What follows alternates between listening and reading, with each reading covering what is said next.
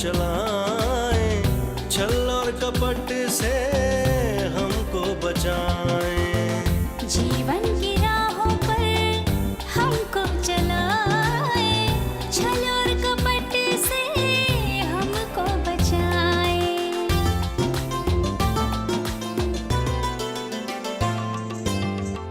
अच्छे बुरे की पहचान कराए, जीवन पथ को रोशन बनाए। अच्छे बुरे की पहचान कराए, जीवन पथ को रोशन बनाए। ये है जातक कथाएं, ये है जातक कथाएं, ये है जातक कथाएं।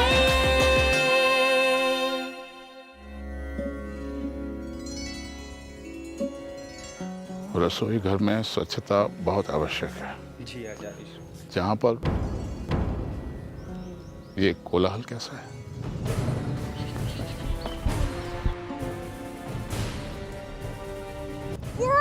नहीं, नहीं, बचाओ। अरे अरे सुयश, नीचे उतारो इसे, नीचे उतारो। क्या हुआ? क्यों आपस में झगड़ रहे हो तुम दोनों? देखो ना, ये मुझे बहुत परेशान कर रहा है। सुयश छोटा है तुमसे, बेटा छोटों से प्यार करते हैं। आचार्य श्री,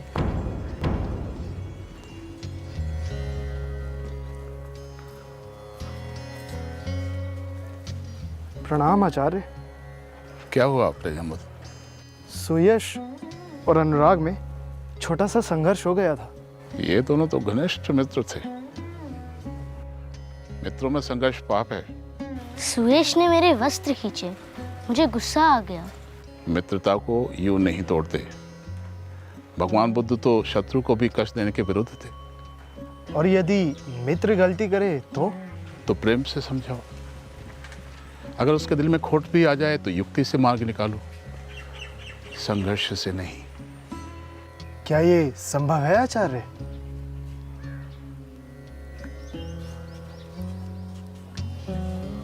है, जातक कथा में बताऊंगा।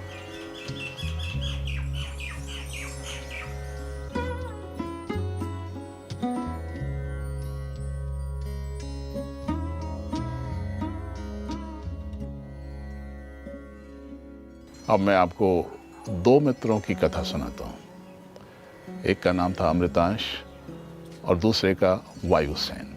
दोनों किसान थे, विद्यालय के समय से मित्र थे।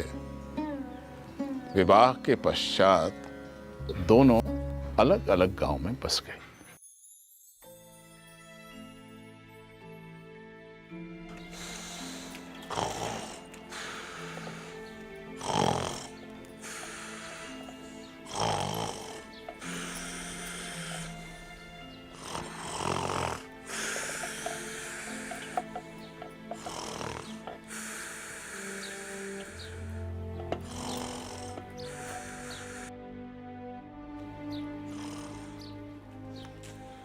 सुनते हो?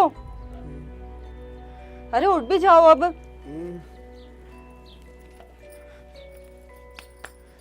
सूरज सिर पे चढ़ाया है, आज भी खेत पर नहीं जाना क्या? खेत पर समय से बीज नहीं बोगे तो अनाज कहाँ से होगा? तुम्हारा भी नहीं रोज रोज का नाटक हो गया है। दोपहर तक घर में पड़े रहो और उसके बाद तुम्हें धक्का देकर खेत में भी भेज दिया जाए तो किसी पेड़ की छां तले मुंह पे गमछा डाल के सो जाएंगे। स्वर्ग का सुख है प्रिय, तुम नहीं समझोगे। और क्या है तुम्हारे स्वर्ग में? मैं भी तो जानू ये। व्यक्ति जिन वस्तुओं के लिए जीवन भर पसीना बहाता है वो स्वप्न में एक चुटकी में ही मिल जाती है। और आँख खुलते ही हवा भी हो जाता है, तुम्हारे नाम की तरह, आदरणीय वायुसेन। तभी तो कहता हूँ जितनी देर ये सुख ले सकता हूँ लेने दो। अरे मैं तो कहता हूँ तुम भी आ जाओ इस सुख को हाथ बटाने के लिए। और यहाँ रसोई में हाथ बटाने कौन आएगी? मेरी सौतन? सौतन की कोई संभावना ना रहे इसीलिए तो घर में सो रहा हूँ। तुम्हारे इस बाके नौजवान पर किसी कुंवारी कन्या की दृष्टि ना पड़े। वैसे जीवन में तुमने सोने के अलावा किया क्या है? तुम्हें नहीं पता क्या? तुम्हें प्रेम। मुझे ये पता है कि तुम्हारे किसी मित्र के पास विशाल सा भवन है, किसी मित्र के पास अच्छा व्यवसाय है और किसी मित्र के पास बहुत बड़ा पद। लेकिन आपके पास क्या है? सोना, वो भी जेवरों वाला नहीं, खाट पर पड़े पड़े सोने वाला सोना। मुझे इन सब चीज़ों की क्या आवश्यकता, मेरे पास तुम जो हो लक्ष्मी, हाँ, लक्ष्मी से बढ़कर क्या हो सकता है। तुम बीज नहीं, बस बातें ही बोते रहना, और फिर बातों से बातें ही होंगी, अनाज तो होगा नहीं।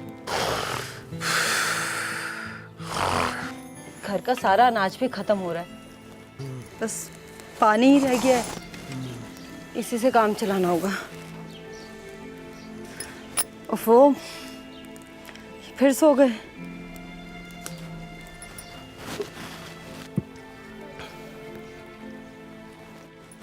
उठ गया ओह। कितना प्रेम करती हो प्रिय, नहाने के कष्ट से भी बचा लिया। कितने बड़े आलसी हो तुम, 2 बूंद पानी की क्या पड़ गई, अब नहाने की जरूरत भी नहीं है। हमारे प्रिय पुत्र कहाँ गए? आपके ही पुत्र रत्न हैं, तो काम तो करेंगे नहीं, खेल रहे होंगे कहीं गिल्ली डंडा। बातों से इतना कष्ट मत दिया करो प्रिय, वैसे ही कृषि ने बहुत कष्ट दे रखा है, ऊपर से ये भाग साथ नहीं देता। पिछली बार के अधिकतर बीज चूहे खा गए। सुरक्षा के अभाव में और क्या होगा, अब अपने मित्र अमृतांश को ही देख लो। तुम्हें देखने से फुर्सत मिले तो कुछ और देखो। बकवास छोड़ो, इस गांव तक उसकी प्रगति के किस्से गाए जाते हैं। अब जाकर मिलो और पता करो कि क्या जादू कर रखा उसने, और हाँ, कुछ बीज भी ले आना। 1-2 बरस पहले तक का तुम और वो बिल्कुल एक जैसे ही थे, और सच कहूँ तो उसकी स्थिति तो तुमसे भी गई गुजरी थी। भगवान सबको सब कुछ नहीं देता, अब मेरे पास इतनी सुंदर लक्ष्मी है किसी के पास? और इस लक्ष्मी को जिंदगी भर तुम टाट पर ही बिठा के रखना। मेरा ऐसा सोना सोना गला देखकर अच्छा लगता है क्या तुम्हें? क्या हुआ तुम्हारे गले को? कुछ कमाओ, कुछ बचाओ, और मेरे शरीर को आभूषणों से भर दो। देखो प्रिय, सोना तुम्हें भी अच्छा लगता है और सोना मुझे भी अच्छा लगता है, लेकिन मेरे सोने पर तुमने ब्रह्मास्त्र चला दिया ना। अब तो जाना ही पड़ेगा अमृतांश के यहाँ। कैसे कटेगा इतना लंबा सफर? बस पल बीतते, बस तुम हार से सजे मेरे गले के बारे में सोचते रहना। वाकई सुंदरता कुछ भी करा सकती है। चलो कुछ तैयारी करते हैं। बस अब तुम जल्दी से जाओ और अच्छी सी खबर लेके आओ। भाग्य में होगा तो अवश्य लाऊंगा। भाग्य सबके बदलते हैं, फिर हमारे क्यों नहीं बदलेंगे? बदलेंगे। बोलो। इतना ख्याल रखना, हाथ में हाथ रखो। मेरी बात मानता हूँ। ये सब सुनो, सफर में अपना ध्यान रखना, और किसी अजनबी से बातें मत करने लग जाना। अपना ध्यान कहाँ से रखूंगा प्रिय, जब तुम्हारे गले का ध्यान रखना है। अच्छा वो सब छोड़ो, मित्र के घर जा रहे हो, भेंट के तौर पर हाथ में कुछ रखना होता है, अब धन मत रख देना। तो ये गठरी रख दूं? जितना कहती हूँ उतना सुनो ना, धन खर्च करने की कोई आवश्यकता नहीं है, और अमृतांश के बेटे को भी कुछ देने की जरूरत नहीं है। ये गुड़ है, बगल के पड़ोसी दे गए थे, उनसे कहना घर का बना हुआ है, बस यही रख देना उनके हाथ में। जैसी आज्ञा प्रभु। कभी बात भी सुन लिया करो। और कर भी कह सकता हूँ। तुम और तुम्हारी बेकार की बात है ना, बच्चा बड़ा हो रहा है, कुछ तो दिमाग को बड़ा करो अपना। मेरा दिल बहुत बड़ा है, जिसमें तुम और तुम्हारा पुत्र आराम से समा सकते हो। बातें बनाना छोड़ो, वहां मांगने में संकोच मत करना, और हाँ, अगर धन मांगने का मौका मिले तो चूकना मत। अब जाने दो, वरना पूरा गांव मांग लाने की बात शुरू कर दोगी। वैसे कितना समय लगेगा पहुंचने में? वैसे तो 2 दिन का मार्ग है, लेकिन मुझे एक नया रास्ता पता लगा है, तो 3 पहर में पहुंचा देगा। तुम्हें कैसे पता चला इस मार्ग का? पिछली बार ही खोज लिया था मैंने, अमृतांश के यहाँ से लौटते वक्त। तुमने नया मार्ग खोजा? इतना आश्चर्य क्यों? सुबह तो आलस की बात है, और अब आविष्कार की। आवश्यकता ही आविष्कार की जननी नहीं है, आलस उसका पिता है। अगर ये आलस ना होता ना, तो इतने बड़े बड़े आविष्कार नहीं होते। वो कैसे? मनुष्य अगर पैदल चलने से न डरता तो पहियों का आविष्कार ना होता, और यदि तैरने से न डरता तो नाव का आविष्कार ना होता। हाँ, और आप आलस ना करते तो ये नया मार्ग कैसे खोजते? बिल्कुल। कुतर्क कला के ज्ञाता हैं आप, कितने भी आलसी क्यों ना हो, लेकिन बातों में आलस की जरा सा भी कर नहीं है। नाम के अनुरूप हवाई किले बनाने में आदरणीय वायुसेन जी का तो कोई जवाब ही नहीं। सम्मान के लिए आभार। अच्छा, अब जाइए और जल्दी लौटिएगा। तुम्हारे बिना ज्यादा दिन तक रुक भी नहीं पाऊंगा। माँ का ख्याल रखना, परेशान मत करना, ठीक है? चलता हूँ। ठीक है।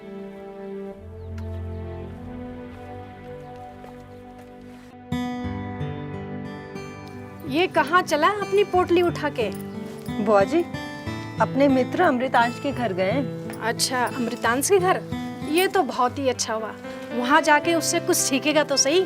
सारा गांव जानता है अमृतांश की तरक्की के बारे में। उस नालायक को तो ये भी नहीं पता कि खेती कैसे होती है, और ना वो ये जानता है कि किस मिट्टी में कौन सा बीज अच्छा रहेगा। हाँ तो बुआ जी, सारा दिन घर पे बैठे बैठे खटियाई तो तोड़ते रहते हैं। तेरी वजह से तो सारा दिन वो घर में रहता है। तू 24 घंटे उसके आगे पीछे मटकती रहती है। निकम्मा बना दिया तूने मेरे बेटे को। कुछ समझा के भेजा कि नहीं, या अपने लालच में भेजा है तूने उसे?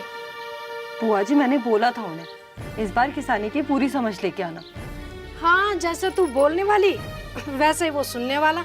तेरे चक्कर में कोई दूसरा किस्सा ना हो जाए। नहीं बुआ जी, ऐसा कुछ नहीं होगा। अच्छा आप बैठो, मैं आपके लिए चाय लेके आती हूँ। हाँ ठीक है, ले आ।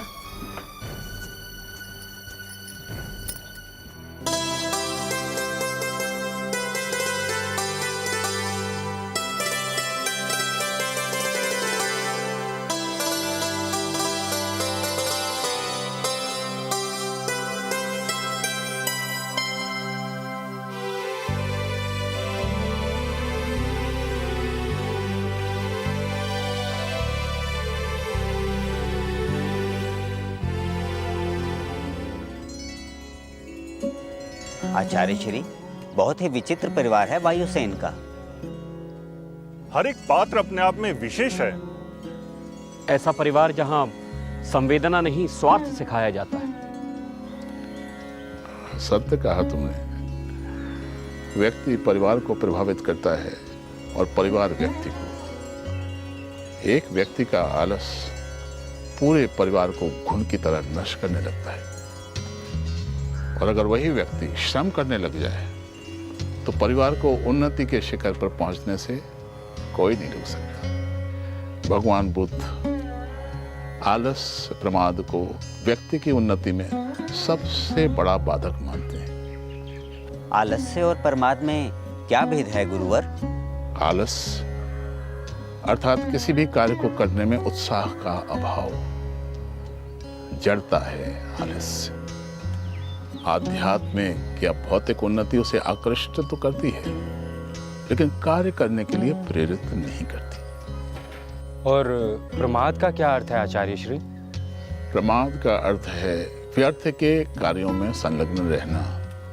ऐसे कार्य जिनका जीवन के लक्ष्य से सीधा कोई संबंध नहीं।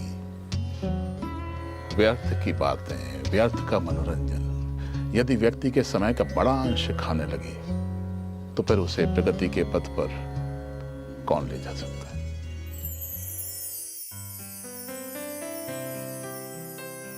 मित्र अमृतांश, मित्र अमृतांश। कौन?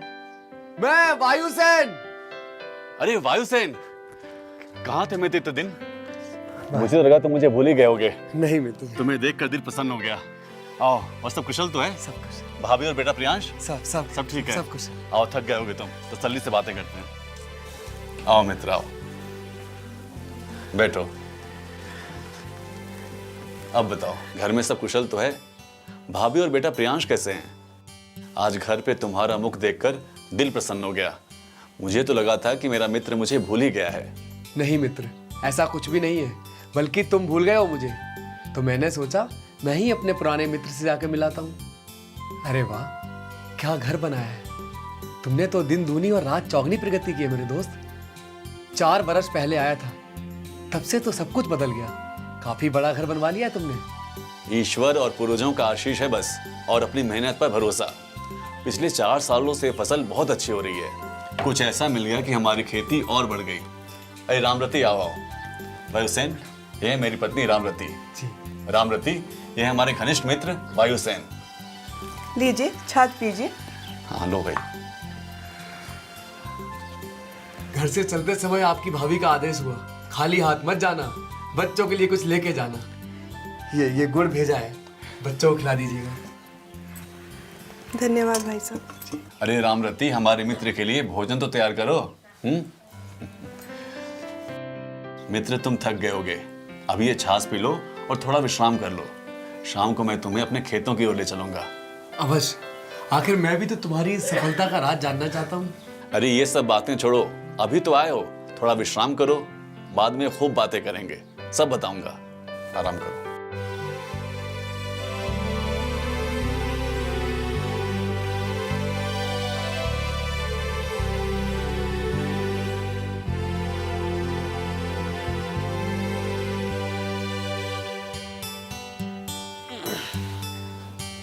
हरि ओम।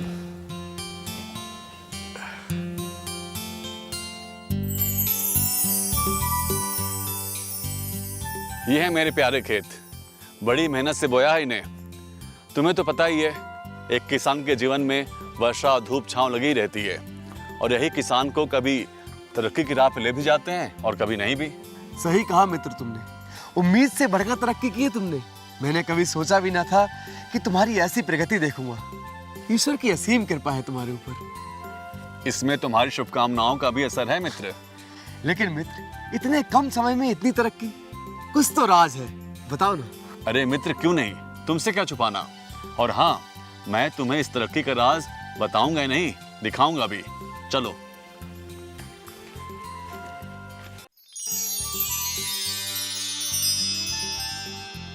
आओ मित्र आओ।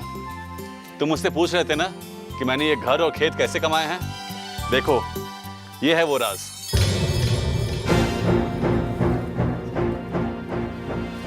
क्या? ये हल? ये कैसे हो सकता है? एक हल से कोई इतना कुछ कैसे प्राप्त कर सकता है?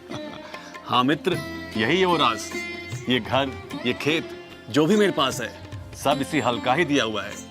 ये मेरे पिता की मुझे दी हुई विरासत है। उनके पिता ने ये उन्हें दिया था। इस हल से जोता हुआ बंजर भूमि भी उपजाऊ बन जाता है। अच्छा, तो इसकी कामयाबी का रहस्य हल है। क्या हुआ मित्र, किस सोच में पड़ गए? कुछ नहीं मित्र, आओ चलते हैं। चलो। खाना बहुत स्वादिष्ट था। तुम्हारी भाभी पाक कला में अत्यंत निपुण है, लेकिन तुमने बताया नहीं तुम्हारे घर के क्या हाल हैं? क्या बताऊं मेरे मित्र, बहुत बहुत कष्ट ही कष्ट है। इस बार हमारे यहाँ सूखा पड़ा है, खेती भी सफल नहीं होती और अनाज भी खत्म हो चुका है। कुछ बीज रखे थे, वो भी चूहे खा गए। बस इतनी सी बात। बीजों की तुम चिंता न करो, बहुत ही उन्नत बीज है मेरे पास। तुम इन बीजों को मुझसे ले जा सकते हो और इन बीजों को बोकर तुम मनचाही फसल भी उगा सकते हो। तुम्हें मुझसे कुछ और आवश्यकता हो तो निसंकोच कह देना।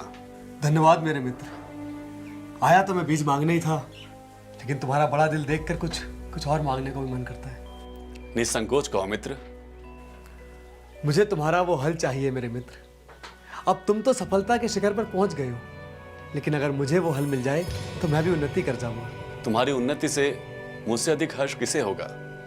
मित्र तो कहते ही उसे हैं जिसे मित्र की सफलता में उससे अधिक आनंद मिले।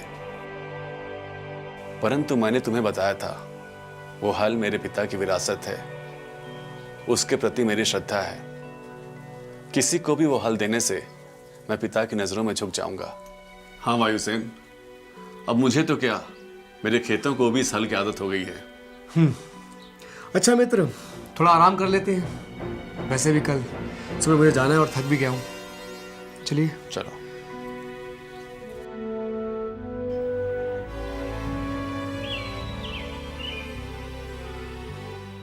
चलता हूं मित्र। इन बीजों के लिए और इतने स्नेह भरे आतिथ्य के लिए आभार। ऐसा ना कहो वायुसेन, मित्रों के बीच आभार का स्थान कहाँ?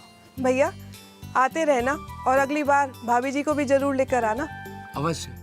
भाभी, कभी आप भी हमारे घर अमृतांश के साथ आइए और इस गुड़िया को भी लेके आना। आओगी ना? जी चाचा जी, मैं माँ और बाबूजी के साथ आपके गांव जरूर घूमने आऊंगी। शाबाश। अच्छा मित्र, अब मैं चलता हूँ। और हुसैन, मैं तो कह रहा था इतने वर्षों बाद आए हो, कुछ दिन और रुक जाते। हाँ हाँ चाचा जी, आप कुछ दिन बाद चले जाते, हम खूब मस्ती करेंगे। हाँ भैया, सही तो है, कुछ दिन और रुक जाते तो बहुत अच्छा लगता। भाभी जी रुक तो जाता, लेकिन घर पर कुछ आवश्यक काम है और लक्ष्मी भी अकेली है। आप लोगों के प्यार और स्नेह के लिए बहुत बहुत धन्यवाद। ये कुछ धन रख लो मित्र, अपने लिए एक नया हल ले लेना। इसकी क्या आवश्यकता है दोस्त, तुमने ये बीज दे दिए, यही पर्याप्त है। मित्र का अनुरोध न टालो, संकट के समय मित्र ही मित्र के काम आता है, और फिर हम तो बचपन के मित्र हैं, है ना? रख लो। तुम इतना कह रहे हो तो रख लेता हूँ। नमस्ते भाभी। नमस्ते चाचा जी, फिर आना। नमस्ते, जरूर। चलो मैं तुम्हें गांव के बाहर तक छोड़ाता हूँ।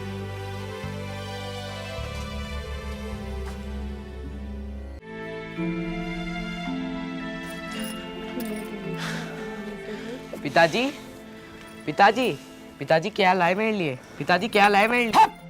देख लोटा चल के तो पूछा नहीं, पिताजी क्या लाए हो, पिताजी क्या लाए हो? पुष्पक विमान लाया हूँ, कठिन रखा है तू। क्या है? घर पर आते ही बच्चे पर बरस पड़े। नहीं नहीं, बरसों क्यों, गुल्ली डंडा के महान सम्राट के सम्मान में प्रशंसा गीत गाऊं।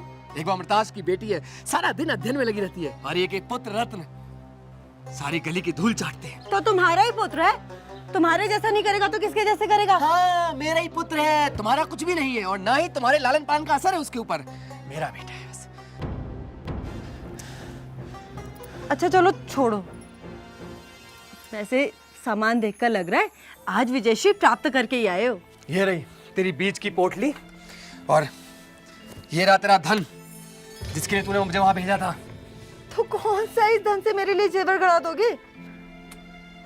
वैसे गड़ा भी दोगे तो कौन सी बड़ी बात हो गई? पत्नी के लिए जेवर गड़ाना पति का ही तो कर्तव्य है। हाँ, सारे कर्तव्य पति के होते हैं, और पत्नी का कर्तव्य है कि पति का अपमान करवाती रहे। क्या अपने दोस्त से आज मल्ल युद्ध करके आए हो जो इस तरह से मुंह सूजा हुआ है? अच्छा चलो छोड़ो भी, हाथ मुंह धो लो और खाना खा लो, फिर आराम से सुनाना अपनी राम कहानी या फिर महाभारत, ठीक है? मैं तुम्हारे लिए भोजन का प्रबंध करती हूँ। चल बेटा। वायुसेन का व्यवहार दुख देता है गुरुवर। लोभ और क्रोध एक दूसरे की वृद्धि करते हैं। वायुसेन को ही लो, जब उसका लोभ पूरा न हुआ तो उसे क्रोध उत्पन्न होने लगा। क्रोध में आकर व्यक्ति को सत्य नहीं दिखता। वायुसेन को अपने मित्र का पवित्र भाव नहीं दिख रहा, उसे दिख रहा है प्रतिकार, बदला। आगे क्या हुआ गुरुवर? आज के लिए इतना ही, अभी इतनी ही कथा को आत्मसात करें। भगवान बुद्ध आप सबका कल्याण करें।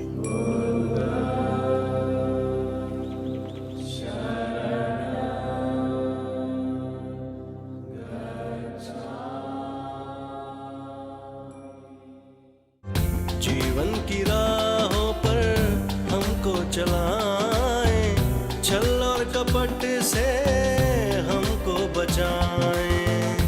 अच्छे बुरे की पहचान कराए, जीवन पथ को रोशन बनाए। ये है जातक कथाएं, ये है जातक